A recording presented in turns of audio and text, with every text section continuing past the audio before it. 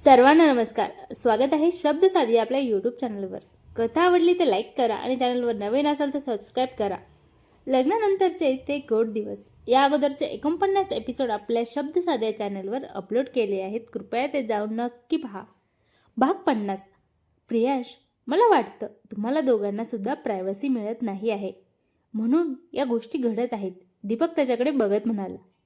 Privacy मुळीच नाही. आई घरातच असते आणि त्यातल्या त्यात आमचा दरवाजा उघडाच असतो.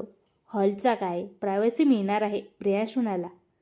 प्रियाश, मला निदान दररोज ज्योती दिसत होती. मी तिच्यासोबत दररोज राहत होतो. तुझं मात्र तसं नाही आहे. फक्त शनिवार आणि रविवारच तुला फार जपून राहावं लागेल रे बाबा. योग्य वेळेमध्ये योग्य प्रेम मिळालं तर बायको आपली, नाहीतर दुसरं कोणीतरी मज्जा मारून घेतो. दीपक त्याला कसली तरी आठवण करून देत म्हणाला. हो रे बाबा, दूर कशाला जातो? आमच्या घराच्या जवळच राहणारा तो दीपक ब्राह्मणाच्या मागे लागला. नाही त्या पूजाविधी करत बसला आणि बघितलं ना काय झालं. मुलगा झाला, पण तो मुलगा दीपक सारखा दिसतच नाही. कोण बोलणार आणि कोण विचारणार? जाऊ दे, आपल्याला काय करायचंय? त्यांना फक्त मुलगा पाहिजे होता म्हणून त्यांनी तसं केलं. प्रियांशने सर्व प्रश्न विचारलेत आणि प्रियांश सगळे उत्तरं देत म्हणाला. एक काम कर प्रियांश, तुझ्याजवळ वेळ फार कमी आहे आणि अशातल्या अशामध्ये जर तू आत्ता माझ्यासारखा गोव्याला 3 दिवसांसाठी जरी हनीमूनला गेला तरी बघ, तुझी सुट्टीसुद्धा कमी दिवसामध्ये होईल आणि मज्जासुद्धा खूप होईल. कारण तिथे प्रायव्हसीच राहणार आहे. तुला प्रियाला काही कामच नसणार. तुझी आईसुद्धा इकडे घरी राहणार. मग काय, तुम्ही दोघेच तिथे हॉटेलमध्ये, दिवस आणि रात्र तुमचे दोघांचे. दीपक म्हणाला. हनीमूनचा विचार माझ्या डोक्यात आला होता. बरं झालं तुम्हाला सांगितलं. आता मी पूर्ण तपास करतो आणि प्रियाला सांगतो आणि आम्ही पण लवकरात लवकर जाऊन येतो हनीमूनला, प्रियाश म्हणाला. प्रिया आणि ज्योती दोघेही हसत हसत बाहेर आल्या आणि त्या हसत आहेत म्हणून दीपक आणि प्रियांशसुद्धा हसायला लागले. संपल्या नाही का तुमच्या दोघांच्या गोष्टी अजून? ज्योती मुद्दाम प्रियांश आणि दीपकला विचारू लागली. तशा पाहिल्या तर खरंच अजून संपल्या नाहीये, परंतु आपल्यापेक्षा जास्त घाई आता यांना झाली आहे. दीपक काहीतरी सूचना करण्यासाठी मुद्दाम प्रिया आणि ज्योतीकडे पाहत म्हणाला. प्रियांश भाऊजी, तुम्हाला राग तर आला नाही ना? ओ, आम्हाला खरं म्हणजे तुम्हाला काय दुःख आहे ते कळलं होतं. आम्ही तुम्हाला असं डायरेक्ट सांगू शकत नव्हतो, म्हणून हा सर्व प्लॅन घडून आणावा लागला, ज्योती म्हणाली. अरे, त्या रात्री वॉचमॅनने तुम्हाला जेव्हा गच्चीवर पाहिलं तेव्हा तो जोरात ओरडला. त्यावेळेस आम्ही दोघे सुद्धा बाहेरून गावावरून येत होतो. आम्ही ते बघितलं आणि कसं तरीच वाटलं. आम्हाला आमचे दिवस आठवले. आम्हालाही तसेच प्रायव्हसी मिळत नव्हती. मग आम्ही कधी गच्चीवर, कधी जिन्यावर, कधी अगदी बाहेर ओट्यावर रात्री बेरात्री बसून गप्पा मारायचो आणि अशामध्ये अशा गोष्टी आमच्यासोबत सुद्धा घडायला लागल्या होत्या. दीपक हसत म्हणाला. तुम्हाला खरं सांगू का प्रियाताई, तुम्हाला तुमच्या सासूबाई मिळाल्या आहेत ना, तुम्ही फार नशीबवान आहात. काल तुमच्या आई आमच्या घरी आल्या होत्या, प्रियांश भाऊजी, आणि त्यांनीच आम्हाला सांगितलं हे असं सगळं करायला, ज्योती म्हणाली. आईने? प्रियांश आणि प्रिया दोघं जोरात एका सुरात बोलले. हो, अगदी खरं. आता स्वतःच्या मुलाला स्वतःचीच आई हनीमूनला बायकोला घेऊन जा असं कसं सांगू शकते? म्हणून मग त्यांनी त्यांची इच्छा आमच्यामार्फत तुम्हाला सांगण्याची जबाबदारी आमच्यावर सोपवली होती, दीपक सांगू लागला.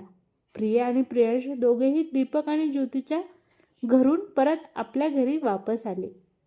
मनामध्ये आपली आई खरंच किती मोठ्या मनाची आहे, आपला किती विचार करते. दोघांच्याही मनात हाच विचार चालू होता. वाटलं नव्हतं आईसुद्धा आपल्याबद्दल एवढा विचार करत असेल. प्रियांश गंभीर चेहरा बनवत म्हणाला. तुम्हाला वाटलं नव्हतं, पण मला माहीत होतं. प्रिया सगळं माहिती असल्यासारखं बोलली. तू आईला काही सांगितलं होतं का? प्रियांशने संशयाने प्रियाकडे बघत विचारले. काय? कशाबद्दल म्हणत आहात तुम्ही? प्रिया त्याच्या प्रश्नाला उत्तर देत म्हणाली. पूर्वी तर अशी कधी वागली नव्हती माझी आई. आता अचानक एवढा बदल? पुन्हा प्रियांच्या मनामध्ये संशय आणि संशयानेच तो मग बोलू लागला. आपल्या मुलाला काय हवं काय नको प्रत्येक आई बघतच असते. त्याच्यामध्ये एवढं संशय घेण्यासारखं काय आहे? आणि काही चुकीचं थोडी केलं आहे. त्यांनी तुमच्या सुखासाठी जर त्यांनी एखादा चांगला विचार मांडला तर त्यात काय चुकी झाली? प्रिया आपल्या सासूची बाजू घेत म्हणाली. मला सगळं दिसत आहे. प्रियांश आपल्या बायकोकडे बघत म्हणाला. काय दिसत आहे तुम्हाला? प्रियाने सुद्धा संशयाने त्याच्याकडे बघत विचारले. काय म्हणजे काय? तुझ्यात आणि आईमध्ये जी खिचडी शिजत आहे ती मला दिसत आहे, प्रियांश म्हणाला. काही खिचडी वगैरे शिजलेली नाही. आईने बटाट्याची भाजी आणि पोळी बनवली आहे. प्रिया त्याचे प्रश्नाचे उत्तर देत म्हणाली. अरे देवा, मी जेवणाबद्दल म्हणत नाही. मी तिकडे नोकरीच्या गावी गेल्यावर त्यावेळेस तुमच्या दोघींमध्ये नक्कीच काहीतरी गोलमाल झालेला आहे. डोक्याला हात लावत प्रियांश म्हणाला. प्रिया त्याच्याकडे संशयाने बघत म्हणाली. तुम्ही असे नेहमीच वेड्यासारखे वागतात का? हे काय? प्रिया सकाळी मला राक्षस म्हणाली, आता वेडा म्हणत आहेस तू? नक्की डिसाईड कर, मी नक्की कोण? तो तिला जाब विचारत म्हणाला. अच्छा, तर मग मी एक कुणीतरी असं सांगितलं तर तुम्ही ते बनून जाल का? प्रियाने विचारले. बायकोचा गुलाम झालेला आहे मी. तू म्हणशील ते मला करावंच लागेल. प्रियांश तिच्याकडे बघत म्हणाला. प्रियाने इकडे तिकडे बघितले. आता अशी वेड्यासारखी इकडे तिकडे का बघत आहेस तू? त्याने प्रियाला हलवत विचारले. मी बघत आहे, कुणी ऐकलं तर नाही ना? प्रिया म्हणाली. का? ऐकले तर काय होऊन जाईल? त्याने कुतूहलाने विचारले. काय म्हणजे काय? त्याला खरंच वाटेल ना तुम्ही म्हणत आहात ते? ती प्रिया अगदी निरागसपणे बोलली. तो प्रियाकडे बघत हसला आणि शांत राहिला. असे काय माझ्याकडे बघून हसत आहात आणि अचानक शांत का झाले? बोला आता, तुम्हाला एवढं प्रायव्हसी मिळाली आहे, बोला काहीतरी बोला. प्रिया अगदी सारखी त्याला खोदून खोदून प्रश्न विचारत होती. तुला वाटेल तेव्हा बोलायला मी काय मशीन आहे का? त्याने विचारले. तुम्ही मशीन नसले तरी तुम्ही आम्हा स्त्रियांना तर मशीन समजतात. तिने त्याला प्रश्न विचारला. मी कधी तुला मशीन समजलं? त्याने आपली दोन्ही भुवया उंच करत विचारले.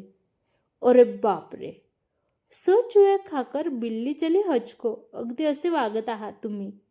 प्रिया त्याच्या गालाला ताणत म्हणाली. आई गो, केवढी जोरात गाल ताणते, त्रास होतो ना मला. तो वेदनेनं तळमळत म्हणाला. अरे बापरे, खूपच त्रास झाला वाटतं. त्याच्या गालाला चळत म्हणाली.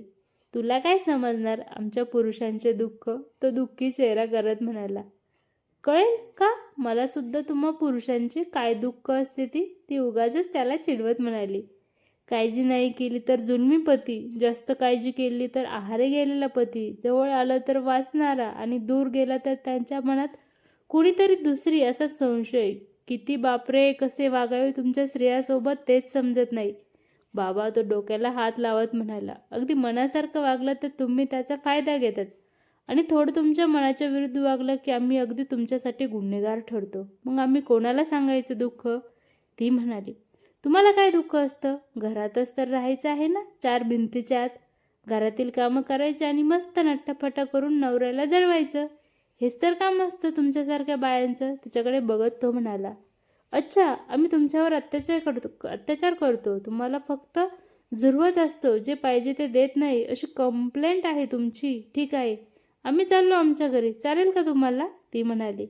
प्रत्येक वेळेस हे असं काय, मी चालली माझ्या घरी, मग आता माझं घर सुद्धा तुझंच घर झालं आहे ना, नाही का? दे ना उत्तर. तो तिला प्रश्न विचारू लागला. माझं सगळं तुमचं, तुमचं सगळं माझं. ज्या दिवशी लग्न झालं हे कबूल केलं मी त्याच दिवशी. मग अजून काय? तुम्हाला आता स्टॅम्प पेपरवर लिहून देऊ का? सांगा. तिने सुद्धा अगदी स्पष्टपणे उत्तर दिले. प्रियांश थोडा गंभीर होत म्हणाला. तुला काय वाटतं, आपण जायला पाहिजे का गोव्याला? तुम्हाला न्यायचं असेल तर मला काही हरकत नाही, बळजबरी मुळीच नाही. तुमची इच्छा असेल तरच. प्रिया अगदी समजूतदारीने बोलली. दीपक म्हणत होता ते चुकीचं नव्हतं. खरं सांगायचं तर आपल्याला सुद्धा प्रायव्हसी मुळीच नाही आहे आणि माझ्याकडे एवढा वेळ नाही आहे की मी तुझी वाट बघत बसू. मला कमी वेळेमध्ये खूप खूप सुख हवं आहे व त्याच्यासाठी आपल्याला गोव्याला जावंच लागेल, तो म्हणाला. काय मग मंडळी, तुम्हाला काय वाटतं? कमेंट करून नक्की सांगा. कशी वाटली कथा? आवडली तर लाईक करा आणि चॅनलवर नवीन असाल तर सबस्क्राईब करायला विसरू नका. धन्यवाद.